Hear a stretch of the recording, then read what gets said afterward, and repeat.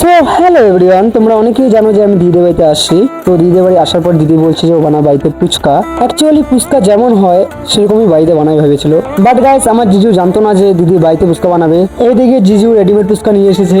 তো কি করবো গাইস, তো আমিও বললাম যে ছাড়, যেহেতু নিয়ে এসেছে তো ছাড়, আর ফালতু গুলো ঝামেলা করার দরকার নেই। আর এদিকে ফুচকা আনতে না আনতেই আমার দিদি স্টার্ট হয়ে গেছে ফুচকা ভাজার জন্য। আর এদিকে দেখো মোস্তানকে, ও তো পুরো ওয়েট করে আছে কখন ফুচকা ভাজা হবে কখন খাবে। তা আমি ওকে একটা খাইয়ে দিলাম।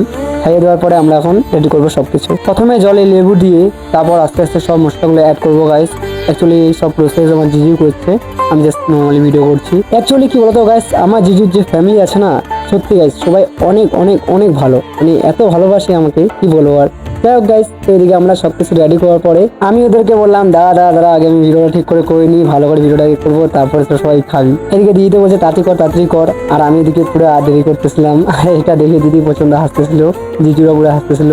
তো কি বলবো গাইস, এখন আমি ট্রাই করবো যে কেমন হয়েছে না হয়েছে। আর এদিকে আমি একটা ফুচকা টপস করে উঠাই, তার মধ্যে আলু দিয়ে হালকা করে জল দিয়ে তারপর টুপুস করে এখন মুখে চালান করে দেবো। যদিও ভালোই হবে, তবু মুখে একবার চালান করে দেখি যে কেমন হয়েছে। তার থেকেও বড় কথা গাছ, এটা রেডিমেড না যদি বাড়িতে বানানো হতো তাহলে বেশি ভালো হতো আরো। আর এদিকে দিদিকে বললাম তুইও খেয়ে দেখ কেমন হয়েছে, আর ও রিভিউটা বললো সেই হয়েছে।